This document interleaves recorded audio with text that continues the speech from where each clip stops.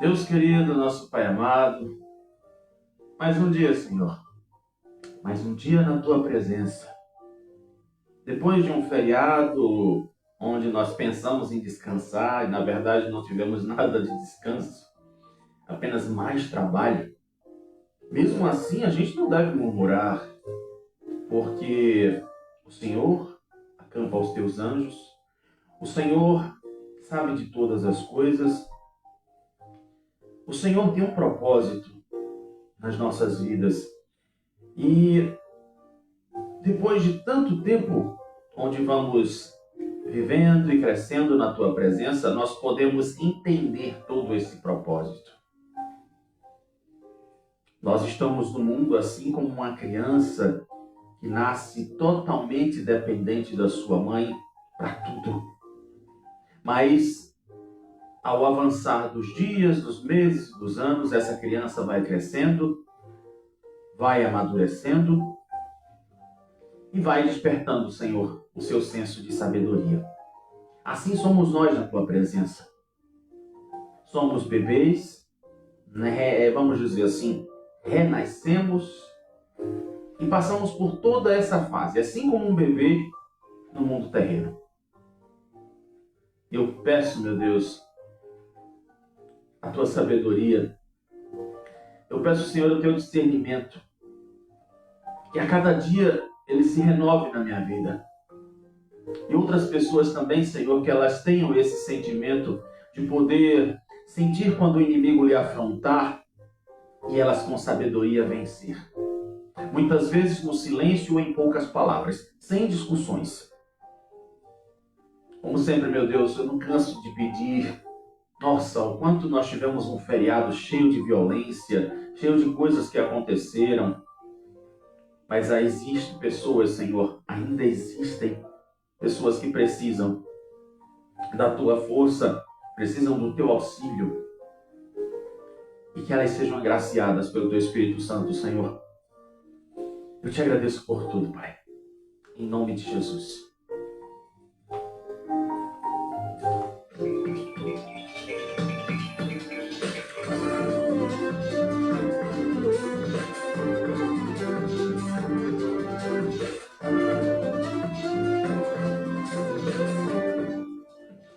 Pois é, minha gente, muito bom dia, Kauai, bom dia você que está no De Olho com Você.blogspot.com, bom dia para você que está nas plataformas digitais, muito boa tarde, cheio de amor, cheio de carinho e na ressaca do São João, né, para você que está aí no rádio, você que não nos ouviu ontem feriado, né, então eu tentei descansar, mas não consegui, estava cheio de coisa para fazer, mas como eu costumo dizer, né, depois eu descanso.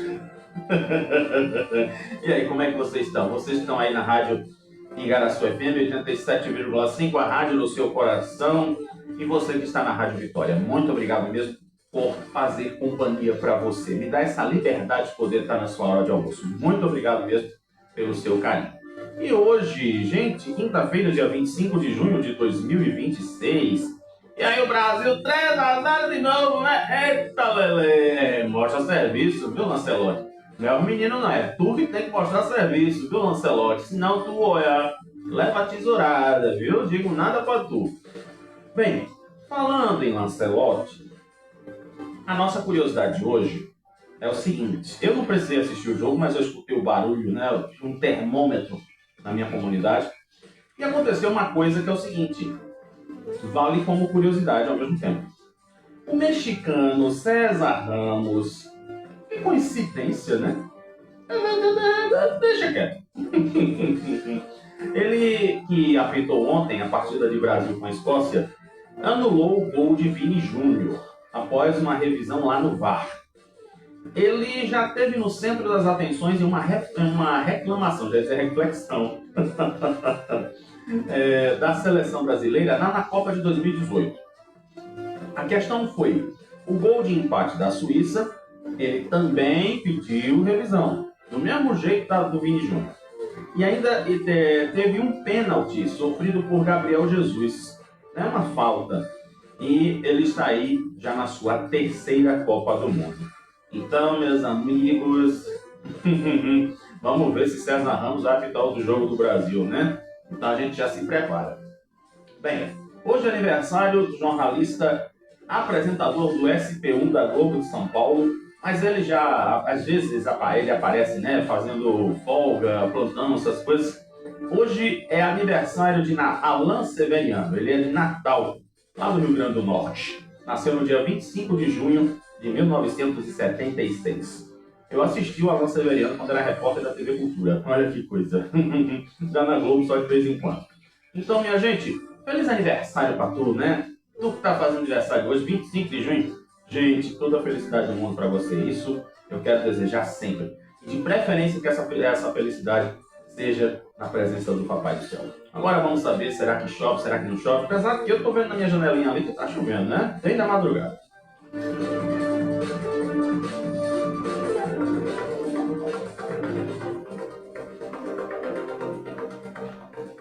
E aí, lembrando para você que as informações do tempo são fornecidas pelo Instituto Nacional de Meteorologia. Hoje a intensidade dos ventos está de fraca a moderada. A umidade máxima do ar, 95%, e a mínima, 65%. A previsão de hoje, tempo nublado com possibilidade de chuvas isoladas no decorrer do dia.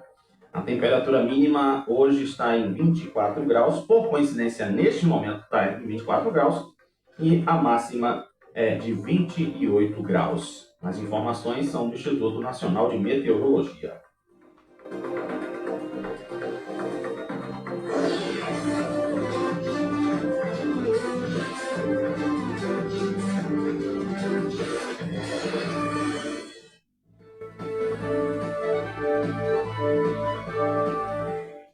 E vamos aí às manchetes dos jornais que estão circulando nesta quinta-feira. Venezuela decreta estado de emergência após impacto de terremoto que mexeu com o país. Brasil avança com brilho de Vini Júnior e volta de Neymar. Eita, Lele, isso mesmo, como eu disse na abertura, né? Tá, bota serviço, viu, Lancelotti? Senão, tu sabe, né? Tem outro na fila. Jacques Wagner deixa a liderança do governo Lula e após a ação da Polícia Federal. Michele Bolsonaro acusa Flávio de humilhação e abre nova ruptura. Infelizmente, gente, você vê aqui, né? Um incidente no São João de Serra Talhada deixa uma pessoa sem vida e 15 pessoas feridas. Então aí são as manchetes dos jornais que estão circulando na ressaca do São João.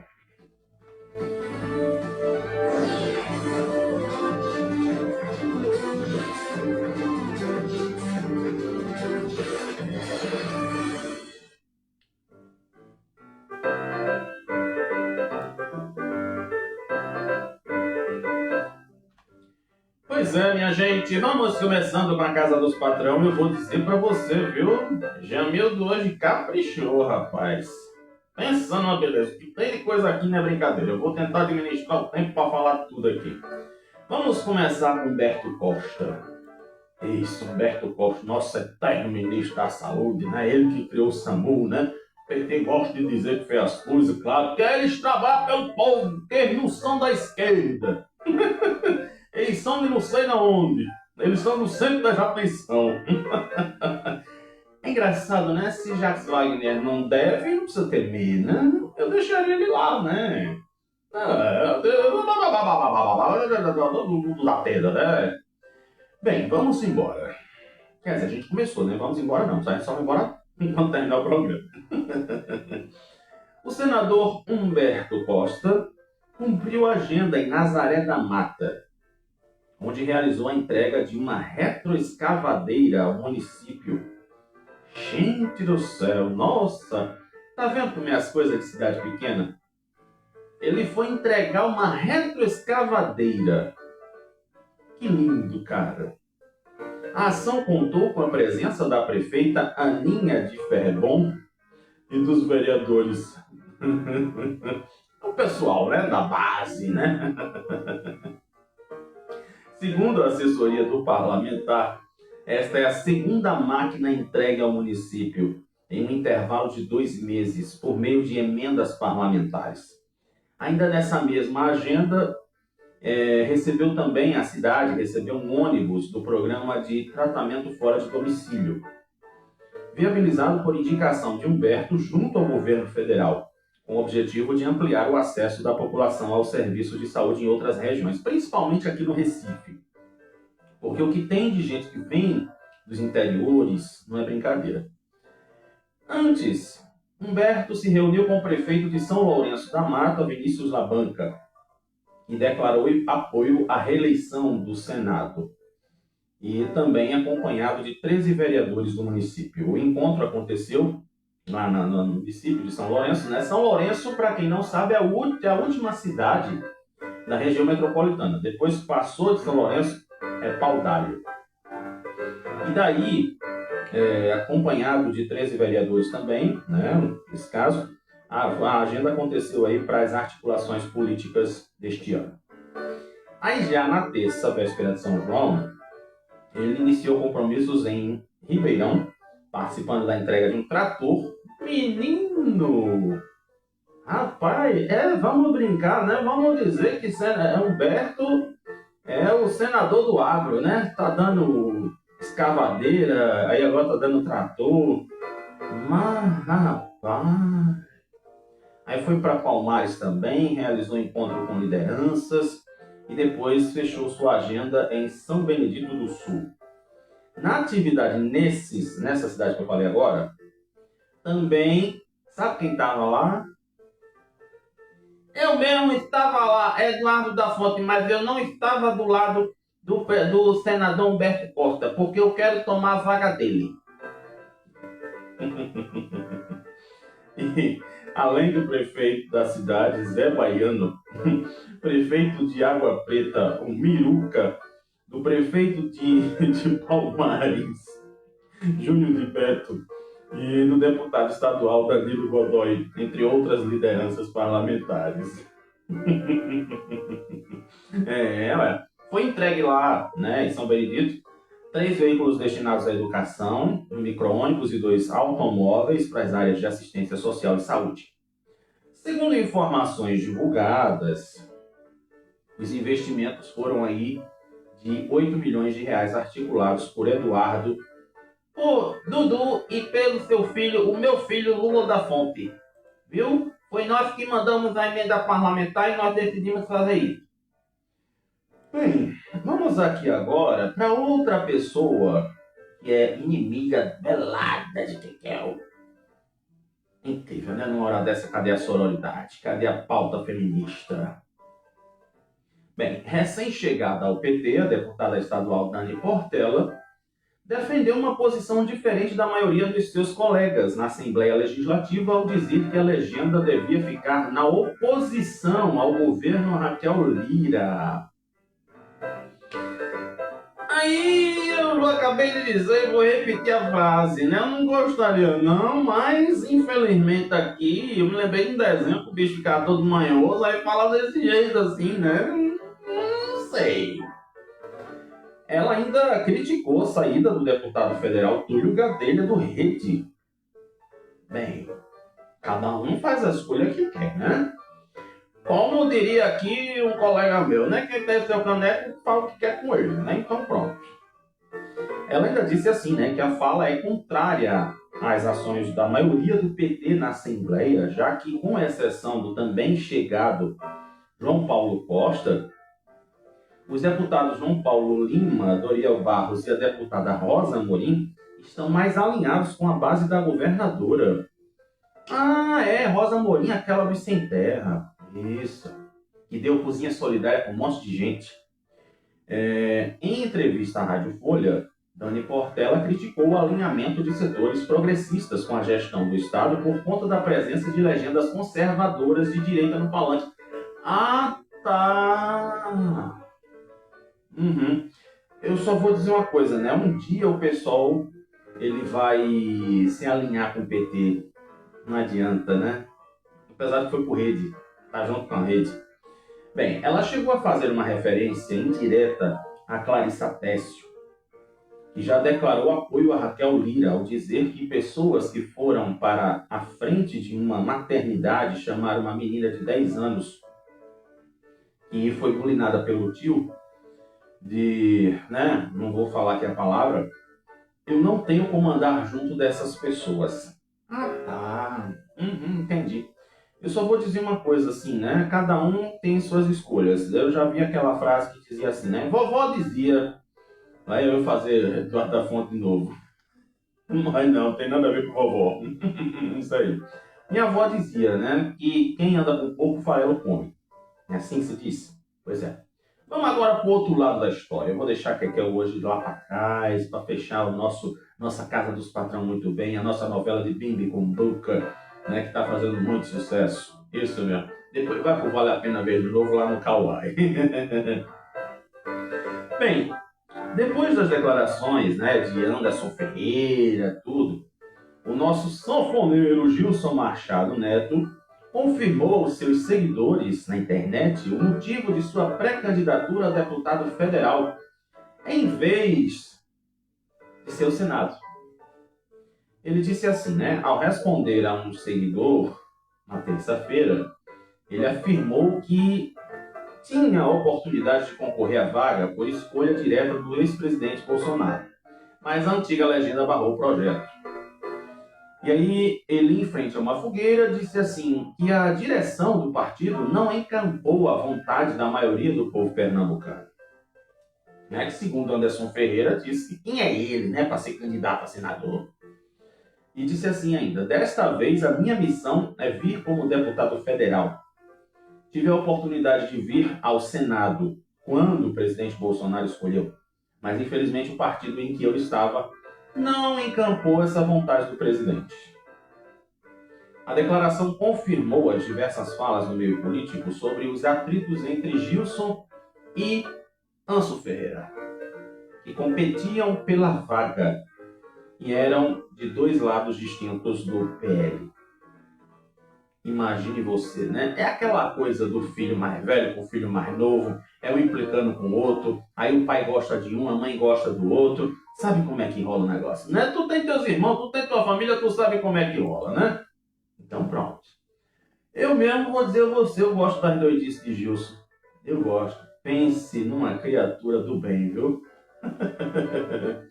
Rapaz, tem um negocinho aqui, inclusive, deixa eu falar logo do presidenciável do partido do Kekel, né? Ronaldo Caiado esteve em Caruaru cumprindo a agenda e também aqui no Recife.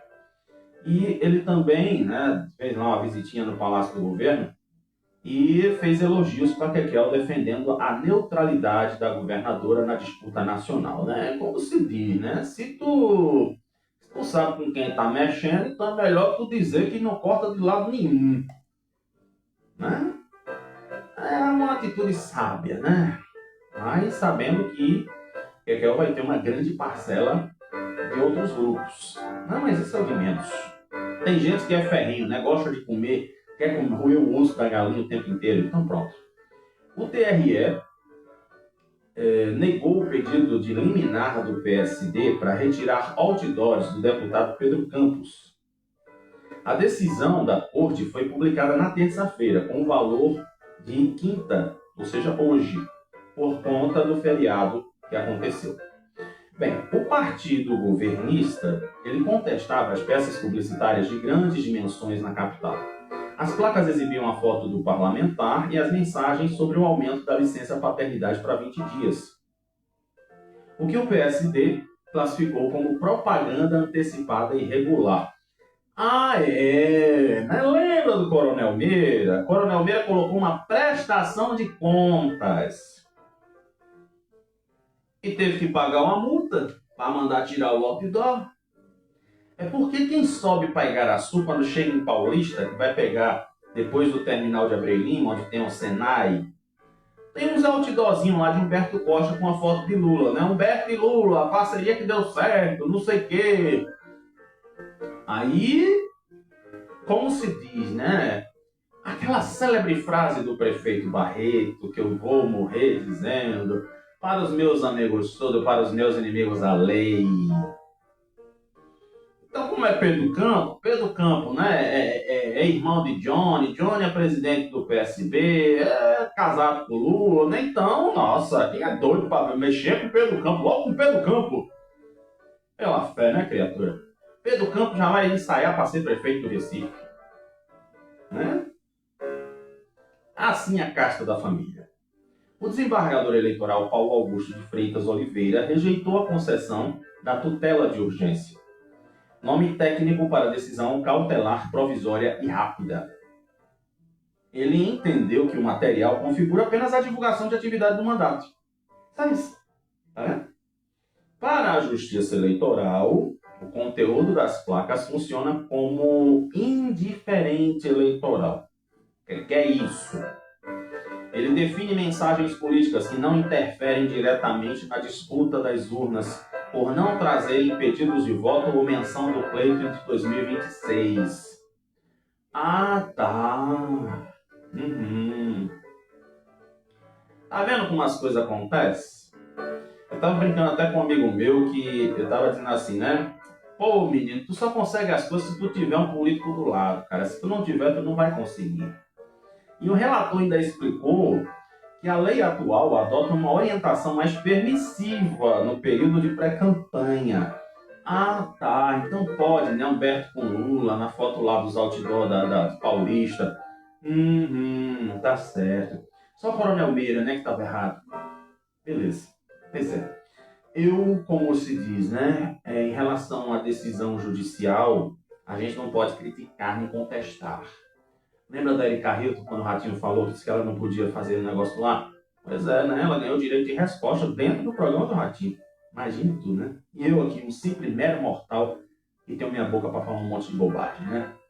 A defesa de Pedro Campos terá um prazo legal de 2 dias para apresentar as contestações. E em seguida, a Procuradoria-Geral Eleitoral, aliás, Procuradoria Regional Eleitoral, deve emitir o parecer final antes do julgamento definitivo desta situação. Meu filho. Como é que é a frase? Para os amigos, tudo. Para os inimigos, a lei. Não te esquece disso não, tá? É por isso que eu vou morrer dizendo, meu filho, a novela é coisa boa, é telecurso para a gente aprender a ser gente. E aí fechamos a Casa dos Patrão, voltando amanhã.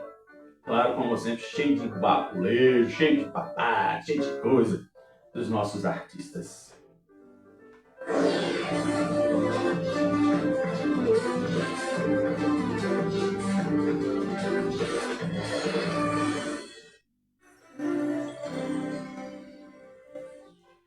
E aí agora vamos dar uma olhada na cidade, vamos ver o que está acontecendo. Meu Deus do céu. Olha... Pois é, né? Um negocinho aqui que eu vou guardar para o Nacional daqui a pouco. Vou guardar tudinho para daqui a pouco. Me aguarde. Ah, meu Deus do céu. Olha, eu vou dizer para você, viu? Que feriado violento é esse? Meu Deus do céu. Quando eu olho aqui para os portais dos jornais, nossa, foi isso, foi aquilo, foi não sei o que, foi não sei aonde. Pelo amor de Deus, gente. Acho que é porque o povo se aproveita, né, de fazer aquela história de dizer assim, ah, não, é porque acontece isso, então aproveita os fogos, né, para o povo pensar que é outra coisa. Estranho, né? Pois é. Existe uma coisa aqui que eu vou colocar para vocês, que eu acho muito interessante a gente botar aqui, registrar, que você já ouviu falar em uma senhora chamada Adalgisa Rodrigues Cavalcante? Pois é. Se Raquel Lira é a nossa primeira governadora de Pernambuco, e sofre o que sofre, aí eu pergunto para você, será que Dona Adalgisa, ela sofreu algum preconceito quando foi deputada estadual? Isso aconteceu em 1947. E exatamente em 19 de abril, apenas 15 anos após a conquista do voto feminino no Brasil. Você lembra, né? Que foi lá em 1932 que eu falei isso aqui para vocês, inclusive. No cenário nacional, a primeira mulher eleita deputada estadual foi Maria do Céu Fernandes, no Rio Grande do Norte. Olha a moral, tá vendo? A primeira deputada estadual foi do Nordeste. A eleição de Adalgisa, candidata pelo Partido Comunista Brasileiro, PCB, que à época utilizava a denominação de Partido Comunista do Brasil, ganhou destaque nas páginas do Diário de Pernambuco. Sabe quantos votos ela teve? Hoje um deputado estadual tem que ser no mínimo uns 40, 50 mil, né, para ver se consegue uma vaga lá. Ela teve 2.298 votos, figurando entre os candidatos mais votados na época e do seu partido. O PCB na época lançou 56 candidatos, dos quais cerca de 10 conquistaram mandato. Imagine você, viu? 10 deputados estaduais do PCB. Mas antes de chegar à Assembleia Legislativa, Adalgisa já havia disputado uma eleição. Em 1945, ela concorreu a uma vaga como deputada federal. Em entrevista ao Diário de Pernambuco, na época, a historiadora Daiane Vicente, autora da dissertação, aliás, não foi na época não, tá? Me equivoquei. Em entrevista ao Diário, a historiadora Daiane Vicente, já ia dizer Daniele, menino, meu cérebro ele tá pensando como se fosse aqueles corretor de teclado de celular. Eu tenho que parar com isso. Isso é problema, eu tô ficando doido. Aí diz aqui, né? A atuação política de Adalgisa, o comunismo feminino no Brasil, ela está sendo defendida aí na Universidade Federal de Alagoas. E ela explica que Adalgisa foi a única mulher indicada pelo partido. Olha que foi sem cota. Naquele tempo não existia cota para mulher. Então ali o que aconteceu? Em 1947, o PCB indica 3 nomes: Adalgisa, Cândida Maranhão e Gilda Pereira. Nascida em Glicério, hoje Canhotinho, em 28 de junho de 1905, Adalgisa era filha da dona de casa Maria Madalena e do agricultor Joaquim Rodrigues. Ainda criança, ela foi adotada pelos tios, né, e após, né, infelizmente, a despedida da sua mãe, e foi abandonada pelo pai. Com a nova família, a política acabou chegando cedo na vida dela. Durante as eleições estaduais, Silvio de Aguiar Campelo apoiou a candidatura de Dantas Barreto. Já Amélia Campelo era apoiadora de Rosa e Silva. Na época, Dantas Barreto saiu vitorioso na eleição. Além disso, as figuras dos cangaceiros se tornaram parte das lembranças da infância da ex-deputada. Ela não chegou a cursar ensino superior, casou-se antes dos 16 anos, por influência da família, né? Para sair de casa logo, né? Vai embora, casa com ele, vai embora, vai, sai daqui. É isso que acontece, né? Ou então, né, pode ter acontecido outras coisas, né? Como a gente já sabe. Tito, o seu esposo, era 10 anos mais velho que ela, e era viúvo. O relacionamento dos dois durou mais de 5 anos, sabe? 5 décadas. 50 anos de casamento. E foi marcado pelo amor e afeto. Né? Eles não tiveram filhos. Olha só que coisa boa, né? Você vê aqui, a historiadora diz também que encontrou textos que falavam que ela teria sido empregada doméstica, trabalhado no comércio. E em outro relatório do DOPS, né, naquela época lá da ditadura, eles comentaram algo do tipo. Em uma entrevista, ela se apresentava como dona de casa, inclusive com o discurso dela na Assembleia Legislativa. Já eleita deputada estadual, em que a fala era para os seus colegas dizendo o seguinte: hoje eu vim aqui mais como uma dona de casa do que como uma deputada. E aí... Pois é, rapaz, coisa boa, né? Saber que, independente do lado que ela segue ou não, mas é interessante saber que uma mulher também chegou a ocupar, na época da dificuldade, um cargo como deputada. Né? Isso aí, assim, a gente já fica feliz da vida em saber, porque naquele tempo não existia militância, né? Tinha lá somente aquela confusão toda, como se diz, mas a gente vê que realmente aconteceu algo que a mulher, indiretamente, vamos dizer assim, né, por conta de tudo que passou, não posso falar certos detalhes, e você vê que a mulher ela teve o seu lugar de destaque, sem precisar de cotas, sem precisar de confusão, né, eu tenho certeza absoluta que, né, elas tiveram muitas coisas boas, vamos dizer assim, apesar dos pesares. A gente sabe disso. Bem, olha, vamos dar uma continuada aqui. É uma notícia a nível nacional, mas é interessante que você saiba, porque, nossa, o que tem aqui de roubo de celular não é brincadeira, né? Pois é, o governo federal publicou ontem o decreto que cria o Banco Nacional de Celulares com Restrição. A finalidade é reunir, armazenar e gerenciar informações sobre aparelhos roubados ou furtados no Brasil inteiro. Imagina se a gente fosse ver aqui qual é a estatística de celulares roubados aqui. Por isso que eu estou trazendo essa notícia nacional dentro do bloco local. A medida consta no decreto 13034 de 2026, publicado no Diário Oficial da União. E ainda existe o seguinte: a nova base de dados passa a integrar o Sistema Nacional de Informações de Segurança Pública e vai substituir o atual cadastro de celulares com restrição. A gestão ficará a cargo da Secretaria Nacional de Segurança Pública, vinculada ao Ministério da Justiça e Segurança Pública. E já existem informações com mais de 3 milhões de aparelhos aptos a voltar para seus donos. Que coisa boa! Imagina tu, né? O quanto que as pessoas se lascam todinha, meu Deus do céu, para conseguir comprar um celular. Não é nem um iPhone, é um celular. Para quando a fé o dono chegar e dizer, me dá o celular, passa o celular, a casa caiu.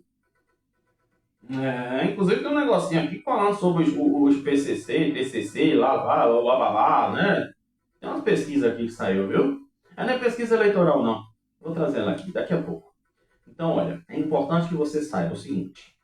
O governo prevê ainda a criação de um comitê gestor com função consultiva, responsável por acompanhar a implementação e o funcionamento do sistema. Normas complementares serão definidas pelo Ministério da Justiça e, com a medida, o governo busca consolidar uma base nacional mais robusta para enfrentar essas situações envolvendo os celulares. Um dos tipos de ocorrência mais frequentes no país. Imagine você, né? O pessoal compra seu celular e passa por tudo aquilo que eu já falei, né? Pelo amor de Deus. Pois é, minha gente. Inclusive, eu estou dizendo aqui que teve tanta coisa ruim acontecendo, mas eu vou dizer para tu aqui que o negócio só misericórdia. Eu acho interessante aqui uma coisa, que é a feira que traz produtos orgânicos. E olha só que coisa boa aqui. A Feira da Reforma Agrária e da Cultura Camponesa acontece nos próximos dias 26 e 27, ou seja, né, amanhã e sexta-feira, na Praça do Arsenal, no Recife Antigo. O evento vai ter aí a participação de agricultores de diversas regiões do estado e vai ter como foco a venda direta de produtos in natura. No sítio da Trindade, todo sábado de manhã, tem uma feira de orgânicos. E eu inclusive, já me inteirei de saber como é que funciona essa coisa do orgânico e daquele produto que tem muito agrotóxico. Então é muito interessante como é que funciona. Às vezes o produto do agrotóxico, ele deixa o produto mais bonito, né? Aquela coisa assim, dizer assim, nossa, que cebolão. Mas na verdade aquele cebolão não foi feito com, vamos dizer assim, as regras normais. Ele teve algum hormônio, alguma coisa ali, né? Para a coisa ficar mais bonitinha. E aí também existe o seguinte, fazer uma aproximação do produtor com o consumidor, além de fortalecer a agricultura familiar e incentivar práticas agroecológicas. Quanto mais natural, melhor. O projeto também destaca o debate sobre a importância da reforma agrária como ferramenta de promoção de justiça social. É o agro, né? Isso mesmo, reforma agrária é o agro, é o top. Além do enfrentamento das desigualdades, inclusive, o pessoal do Movimento de Sem Terra, eles têm uma marca de cuscuz, viu? Isso mesmo, eles têm uma marca de cuscuz. E pensa que o cuscuz é bom, viu? Que eu já comi. e ainda também em relação ao enfrentamento das desigualdades, combate à fome, além de contribuir para a garantia da soberania alimentar, tanto no campo quanto na cidade. E aí, né, o encerramento está previsto para acontecer às 13 horas do sábado, com um ato para a entrega de uma carta compromisso a pré-candidatos das eleições de 2026. Então, para você que pensa, né, que sem terra é isso, é aquilo, aquilo outro, olha, eu tenho sem terra fazendo coisa que preste para a sociedade. Pois é, né? Maravilha. Gente, tem um negocinho aqui que eu achei interessante também, e é preciso que a gente mostre, mas que a gente tem que olhar para aquela coisa. Não é aquele olhar de militância, porque tem que ser, porque vai fazer. Não, simplesmente é uma questão mesmo de vida. Aquela pessoa precisa viver, sabe? Aquela situação do tipo, mas porque fulano precisa seguir isso, precisa fazer aquilo. Sabe o que foi que as quadrilhas mostraram para a sociedade? Olha só, né? Sem precisar, como eu disse para vocês, de muito barulho. Na quadrilha junina do Recife, durante os ensaios e a ânsia das apresentações, mulheres trans encontraram acolhimento durante o processo de transição de gênero, algo que ainda falta fora do arraial. Para Stephanie Angel Freire, de 33 anos, a quadrilha lhe deu esperança de viver um novo dia. Ao descrever o período em que passou a se reconhecer como pessoa trans, inclusive, né, teve um episódio da pessoa trans, a mulher trans, lá na novela Desgraça, né, que foi a Viviane. Quem não gostou da Viviane, né, rapaz? Pense, eu mesmo gostei da Viviane. E se afirmar dentro dos grupos juninos em Pernambuco. Ela conta que as quadrilhas salvam vidas, porque transmitem emoção e calor humano. No circuito junino do estado, que movimenta bairros e disputas tradicionais, histórias como a de Stephanie e da coreógrafa e estudante Naina Valentim, de 37 anos, mostram como esses coletivos culturais também funcionam como redes de apoio e convivência para as pessoas. E é o que eu estou dizendo aqui para você. Cada um faz o que quer da sua vida. E eu costumo dizer assim, eu acho que ninguém tem que se meter naquilo que você faz. Inclusive, eu tive um episódio, eu passei, infelizmente eu tenho que tratar isso aqui. Eu fazia parte da turma, né, dos projetos sociais, o curso que nós tivemos aí pela Prefeitura do Recife. E tinha um rapaz do coletivo, o Leões do Norte, que disse assim, que a sociedade tinha obrigação de aceitar as pessoas LGBT. E daí eu cheguei e disse assim para ele, eu posso pedir uma parte para a sua fala? E eu disse para ele assim, eu disse, não, ninguém é obrigado a aceitar vocês. Ninguém é obrigado a conviver com vocês. Simplesmente, nós precisamos conhecer vocês para poder conviver em harmonia. Que é muito melhor. Então, eu comecei a quebrantar aquele coração e depois eu disse assim, tá certo. Eu nunca tinha ouvido essa palavra. É como, por exemplo, né? Às vezes acontece na família a pessoa dizer assim, mãe, eu não gosto de mulher, mãe, eu não gosto de homem, mãe, eu não sei o quê. E a mãe vai dizer assim, então desapareça daqui! Mas se eu disser para você que até os animais têm isso. Eu tinha aqui na minha casa um exemplo, o cachorro dos meus primos, ele ficava doido quando via outro cachorro, não uma cachorra. Então é algo que existe na natureza da pessoa. Não é algo que tem que ser obrigatório, que a pessoa tem que aceitar. Gente, já basta votar nesse país que é obrigatório. Você tem que entender aquela pessoa. Fulano, tu gosta disso, tu faz isso, então pronto, vive tua vida. Segue teu rumo. Seja feliz. Se você acha que é isso que vai te trazer felicidade na tua vida, então vá, faça. Você vê aqui, né? Será que... Eu acredito que aqui, pelo que deu sem entender... Eu espero estar errado na minha observação e eu acho que Stephanie não teve apoio em casa. Para dizer que ela teve, vamos dizer assim, um apoio, né, uma convivência de harmonia com o pessoal da quadrilha, já disse tudo. Então, às vezes, tem certas coisas que a gente não consegue explicar. É o que está na vida, está ali. Você não gosta disso. É a mesma coisa dizer assim, não, todo mundo come carne guisada, mas eu não como carne guisada, eu como carne assada. Então eu não posso ser julgado porque eu como carne assada. Eu não posso ser julgado porque eu não gosto de Coca-Cola. Deu para entender? Pronto. Então, parabéns aí ao pessoal da quadrilha, parabéns a Stephanie, né? Que ela continue aí crescendo na sua vida, que ela possa vencer os traumas, né? Porque a gente sabe que existem muitos traumas nessas pessoas por conta da, da falta de comunicação, uma comunicação que é muito ruidosa nesses casos. Tá? Então, simplesmente Stephanie é uma pessoa comum como qualquer outro. A diferença é que ela não gosta da carne guisada como você gosta. Entendeu?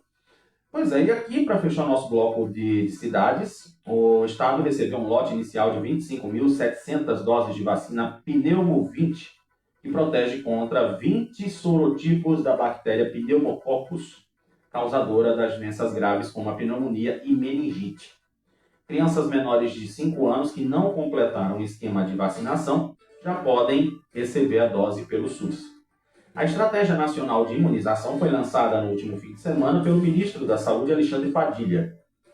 E as vacinas destinadas aqui a Pernambuco fazem parte das primeiras 573.700 doses, já enviadas para outros estados também.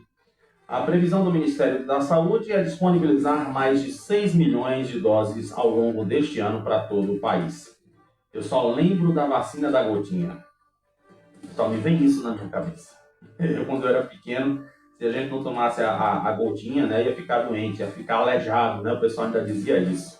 Mas aí, vamos proteger as nossas crianças, para que já basta, né, o que a gente já vê aí, né, as questões de autismo, o TDAH, as outras coisas neurodivergentes, questões de dificuldade, né, e que realmente o pessoal possa dar essa oportunidade para que as crianças estejam realmente sua imunidade completa. Vamos agora dar uma passadinha no Brasil. Pois é, o Brasil, o mundo e a Copa tem muito assunto pra gente.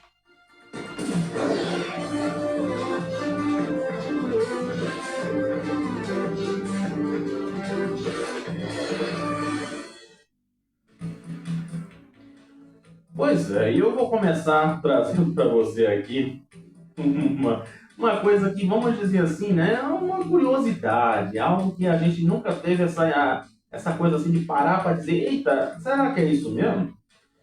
Você já esqueceu alguma coisa por aí? Pois é, imagine você, viu? Pé de galo, labubu, dente, foram somente algumas coisas esquecidas pelas pessoas dentro dos veículos da Uber. Imagine você esqueceu um dente dentro do carro. Pois é, a empresa divulgou uma pesquisa, né, vamos dizer assim, um levantamento de objetos deixados dentro dos carros em todo o Brasil. Além dos populares pertences, a lista registrou itens incomuns, alimentos em grande quantidade e até eletrodomésticos. Imagina, né? Por exemplo, eu já esqueci tanto guarda-chuva por aí que às vezes eu prefiro levar chuva do que andar com guarda-chuva, porque eu sei que eu vou esquecer. Então, olha só. Imagina o que é que já foi esquecido dentro do Uber, além do labubu. Existem registros de alimentos deixados nos carros. Por exemplo, uma cartela com 60 ovos, 3 melancias inteiras, um barril de chope de 50 litros. Rapaz, agora eu pergunto, né? Se a gente não pode levar uma sacola a mais dentro do carro, como é que o cara levou um barril de chope? Pois é, né? Mas continua aqui a lista, viu? Na categoria dos eletrodomésticos e eletrônicos de grande porte, motoristas encontraram ventiladores, aquele de coluna, liquidificadores, cafeteiras elétricas, fritadeiras elétricas e até uma televisão de 55 polegadas. Aí eu pergunto, como é que uma televisão de 55 polegadas vai caber num carro de Uber? Eu vou me lembrar agora de João Grilo, né? João Grilo e Chicó, né? Não sei, só sei que foi assim, né? Eles estão dizendo, não é pesquisazinha não, é realidade. O relatório também apontou o esquecimento de objetos de uso profissional e pessoal, como um cap de piloto de avião, meu Deus do céu, uma tampa de segurança, 2 berimbaus, troféus de karatê, aparelhos auditivos e parte de uma dentadura, de uma chapa. Esqueceram a chapa dentro do carro do Uber. Já visse isso? Pelo amor de Deus. Olha, e tem aqui ainda a historinha do fim de semana. Eles fizeram o levantamento. Ele diz aqui, ó, bolo e tênis são mais deixados nos veículos. Já nos dias úteis são sacolas, óculos e guarda-chuva. Eles lideram essas ocorrências, sendo esse último o item mais perdido nas terças e sextas-feiras. Meu Deus do céu! Quais são os 10 pertences mais esquecidos? Celular e câmera, mochila, bolsa, mala, pasta e caixa, chaves, carteiras e bolsas de mão, óculos, fone de ouvido e caixa de som, passaportes, roupas, notebooks e dinheiro. Agora vamos para a cidade que mais tem gente esquecida. Será que Recife está nesse meio? Será que Igaraçu está nesse meio? Atenção, vamos lá. O top 10 dos esquecidos. Três Lagoas, no Mato Grosso do Sul, Itumbiara e Catalão, em Goiânia. Aliás, é Goiás, né? Goiânia é Goiás, é Goiás. Teófilo Otoni, em Minas Gerais, Patos, na Paraíba. Temos Rondonópolis e Tangará da Serra, no Mato Grosso. E também tem uma outra cidade goiana, que é Caldas Novas e Rio Verde. E ainda tem aqui Guarapuava, no Paraná. Então, são as cidades, o top 10 das cidades que tem mais pessoas que esquecem as coisas dentro do Uber. Já pensasse, que loucura, né? Meu Deus do céu. É por isso que eu digo, rapaz, eu sou tão agoniado, sou tão doido que eu digo assim que... Ai, Jesus, não, eu prefiro não levar. Sabe aquela coisa que eu prefiro não comentar? Eu digo que prefiro não levar. Pois é. Olha, gente, está acontecendo, como eu já disse para vocês aqui, que se nós estamos no inverno, o pessoal no outro lado do mundo está com calor. E aqui tem uma notícia muito séria, né? Vamos dizer assim, se a gente aqui no Nordeste está reclamando que tem que ter ar-condicionado até no meio da rua, sabe o que está acontecendo na França? 40 pessoas perderam a vida por afogamento desde o último dia 18. Foi a informação repassada pelo primeiro-ministro francês, Sébastien Lecornu, na terça-feira. Segundo o governo, as vítimas são, em sua maioria, jovens que buscaram alívio das altas temperaturas nos rios, lagos e canais, onde o banho é proibido e não conta com supervisão. O governo também classificou os afogamentos como um triste flagelo e alertou para os riscos enfrentados por pessoas que procuram se refrescar em áreas não autorizadas. A França registrou a madrugada mais quente desde 1947, em meio à chamada canicule, termo utilizado no país para designar períodos de calor muito forte. Diante a gravidade dessa situação, o premier da França anunciou uma nova reunião interministerial de crise, com a participação de 18 ministros e a ativação do plano Orsan 2, mecanismo de resposta a situações sanitárias excepcionais. Ai, Jesus, aí eu vou dizer pra tu, né? Manda esse povo vir aqui pro Nordeste, porque aqui a gente enfrenta o calor, a gente tem que aguentar, sabendo, né, que o calor, ele também, ele é algo muito perigoso. E olha, tem uma coisa aqui, inclusive, né, falamos do Uber, o que o povo esquece no Uber, mas tem uma coisa aqui também que o motorista de aplicativo fica mais vulnerável a endividamentos. Como assim?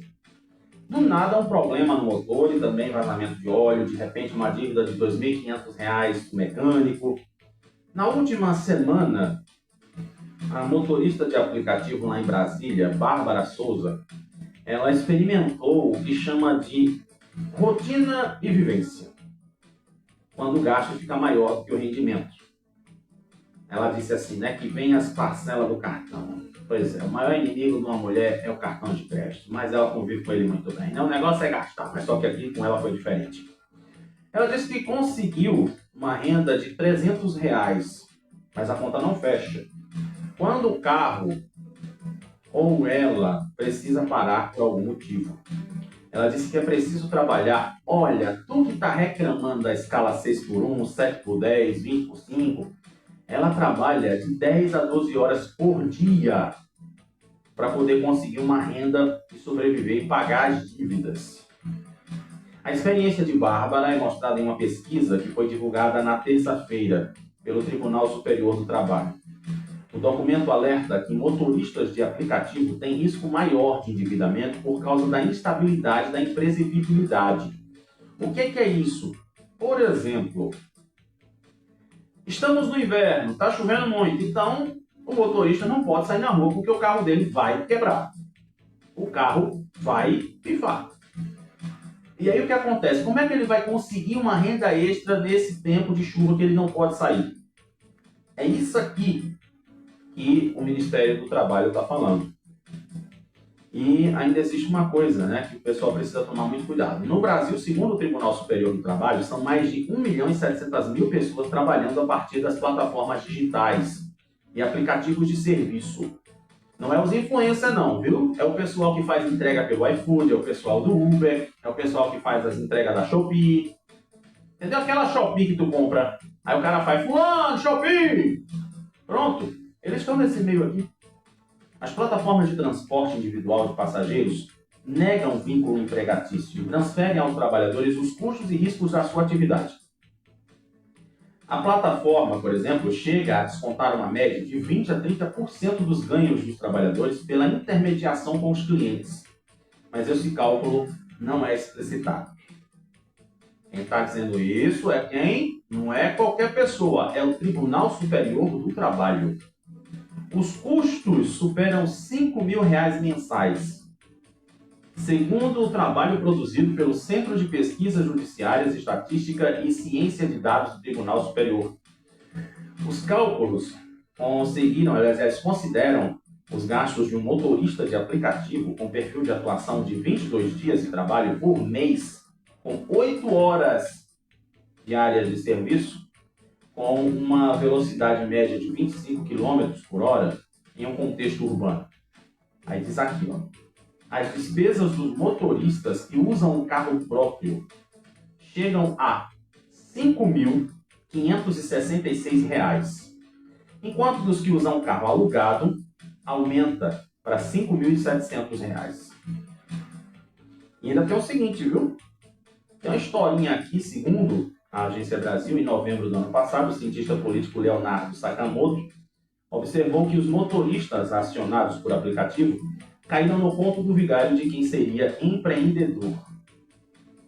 O pesquisador ele entende que o principal problema para os trabalhadores é que as plataformas ficam com boa parte dos recursos e pagam menos do que os motoristas e entregadores precisam, vamos dizer assim, né? Aquela coisa do contrato, dos descontos, né, que o pessoal oferece, mas acaba realmente sobrando para o motorista. Isso eu posso dizer para você porque eu já conversei com um motorista da Uber e diz assim que muitas vezes é o pessoal da Uber que paga até pelo desconto que eu ganhei. Você acredita nisso? E agora, né, está aqui sendo asseverado pelo Tribunal Superior do Trabalho. E o Brasil registrou um recorde na movimentação de passageiros domésticos nos primeiros 5 meses deste ano, segundo dados do Ministério do Turismo e divulgados na segunda-feira pela Agência Nacional de Aviação Civil, a ANAC. E olha aqui, será que tu tá com condição de viajar? Né? Mas não vale ser daqui para ali não, tem que ser um lugar mais distante, viu? Da Paraíba para cima, ou então de Alagoas para baixo. De janeiro a maio, 42 milhões de pessoas embarcaram em viagens no Brasil, um aumento 6% maior que os 39 milhões, vamos arredondar 40 milhões de passageiros registrados no mesmo período do ano passado. Foi a primeira vez na história que o Brasil ultrapassou a marca de 42 milhões de passageiros neste período. E o resultado foi também um recorde. No mês de 8,31 milhões de passageiros que voaram pelo Brasil. Olha, não foi de ônibus, nem de Uber, nem de moto, não. Foi de avião. E essa movimentação de maio foi maior desde o início da série histórica em 2000. Isso mesmo, há 26 anos. Direto do túnel do tempo. Viu?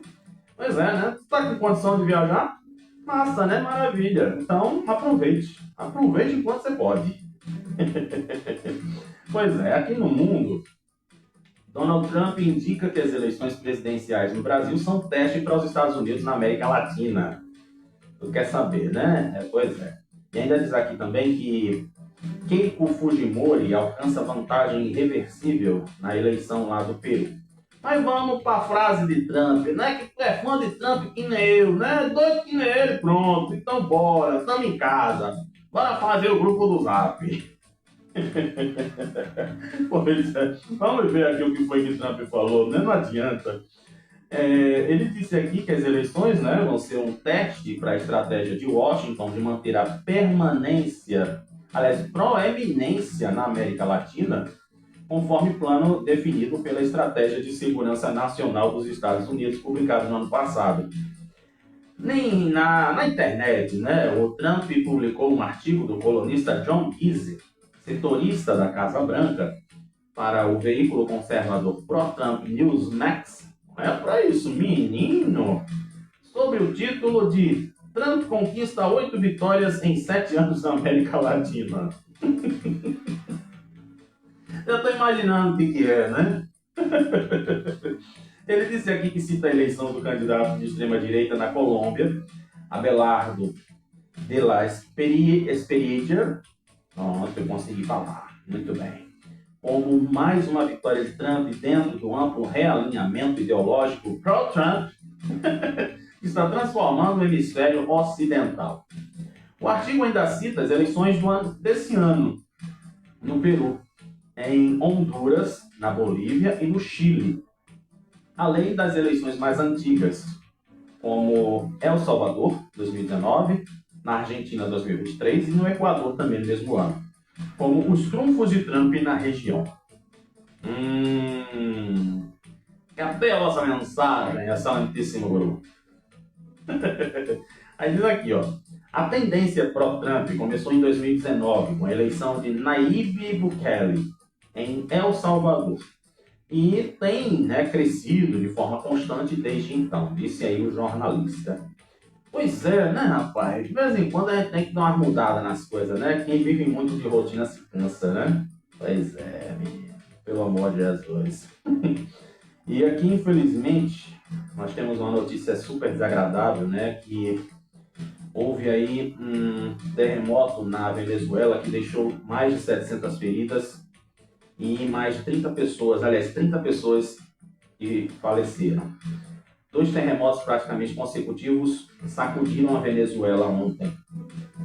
E, como se diz, né? Enquanto tu estava torcendo pelo Brasil, a terra estava tremendo lá na Venezuela. E aí? Bem, tem um outro fatorzinho, né? Vamos falar do Brasil.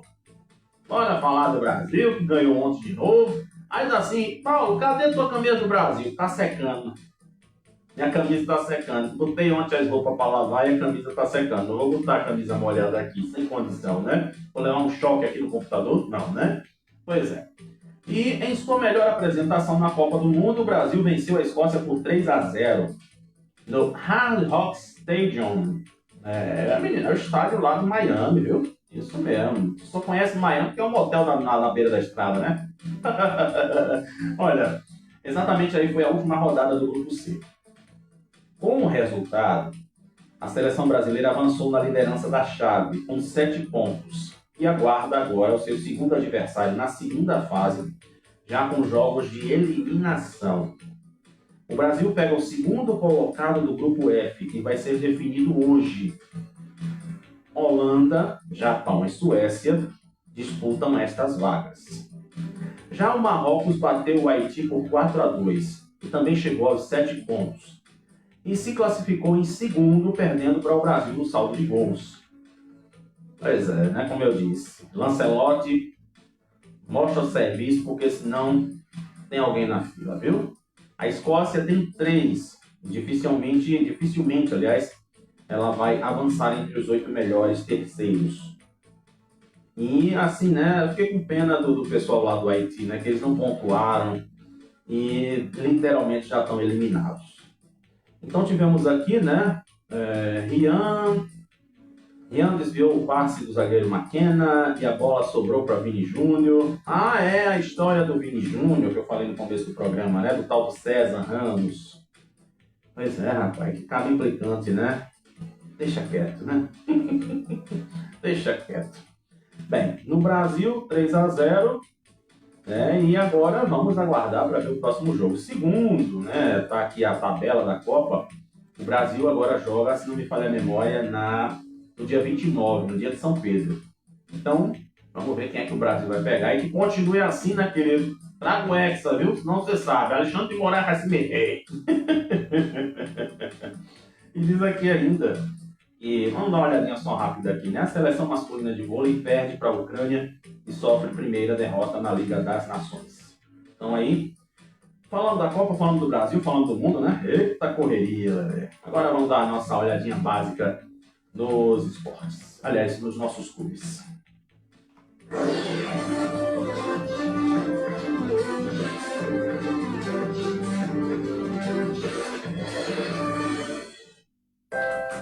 Pois é, vamos ver o que é que está acontecendo com o Náutico Esporte Santa Cruz. É, meu filho, não tem só Neymar, Vini Júnior, Messi, Mbappé, vovozinha, não, meu filho. Vamos agora aqui para nossa realidade. Que bom, né, ver o povo torcendo pelo Brasil, né? Não tem esporte não que Santa Cruz serve na Copa do Mundo. Eu gosto disso. Bem, o esporte ganha retornos de Cleison e Zé Roberto na preparação para enfrentar o Fortaleza. Aqui também o esporte cede empate ao Atlético Goianiense nos acréscimos e frustra novamente a torcida. O presidente do SAF do Botafogo da Paraíba quer barrar a torcida do Santa Cruz ou cobrar R$400 por ingresso. Menino, isso não existe. Pelo amor de Deus. Olha, sei não, viu? E já o Náutico almeja retomar consistência defensiva para se recuperar na temporada, né? Senão os anjos vão cair fora. Pois é, aí foi o nosso noticiário dos esportes. Também fechamos o nosso noticiário do dia. Agora vamos dar aquela pensadinha, né?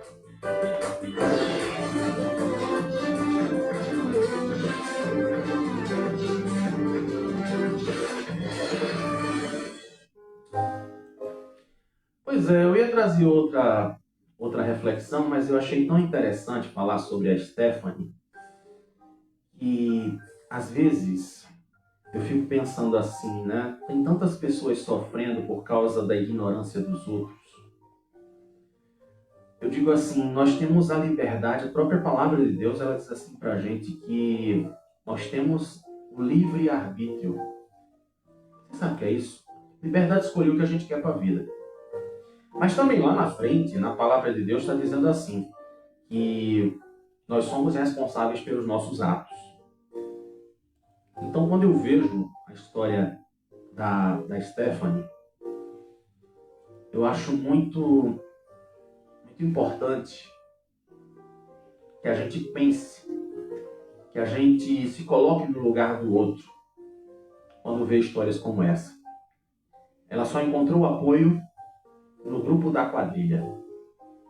E eu fico imaginando a questão de bombardeio de informações que as pessoas colocam, que mexem com o seu caráter, que mexem com a sua índole. Ah, mas por que você é isso? Você é aquilo? Não, as pessoas são obrigadas a lhe aceitar. As pessoas não são obrigadas a lhe aceitar. A gente precisa primeiro saber se o girimum é abóbora, se ele é doce, se ele é salgado. E aí é quando eu vou dizer se eu vou experimentar o girimum. Não precisa fazer estardalhaço. Não precisa fazer movimento disso, movimento daquilo. Não, porque nós vamos exigir os nossos direitos. Sim, todo mundo tem direitos. Todos são iguais perante a lei, já diz a Constituição. Mas é preciso pensar, essas pessoas que se decidem em, vamos dizer assim, seguir um outro rumo diferente das suas vidas, será que elas não precisam de um apoio psicológico, ao invés de tanta militância e lacração? Será que essas pessoas, elas não precisam ser ouvidas? Será que essas pessoas Não precisam, tipo, chegar no canto e dizer assim, olha, eu estou precisando de um conselho, eu estou precisando de uma orientação. Olha, eu não gosto de Coca-Cola, mas o pessoal quer que eu tome Coca-Cola. E daí essa pessoa chegar e dizer, né, tipo, olha, não, você não precisa tomar Coca-Cola, você não é obrigado a fazer isso. Ah, mas a minha família não me aceita. Ah, mas porque ninguém não me quer, porque não sei o quê. Hoje, nós estamos mais escancarados para a realidade das coisas. Mas é preciso que a gente pense, primeiro, em respeitar quem está aí do outro lado. A Stephanie, que eu falei aqui da quadrilha, merece total respeito. Assim como eu e como você. Então, vamos fazer um negócio. Vamos fechar o nosso programa de hoje, né? Agradecendo o carinho da sua audiência. Vamos lá, meu filho. Mude aí para a nossa introdução. Isso. Muito obrigado você do Kauai, você da internet, você que esteve nos ouvindo na Rádio Igaraçu FM 87,5, a rádio do seu coração, e você que esteve também na Rádio Vitória e as plataformas digitais. Muito obrigado pelo seu carinho. E amanhã, sexta, a gente volta na permissão do Papai do Céu. E com certeza ele vai querer.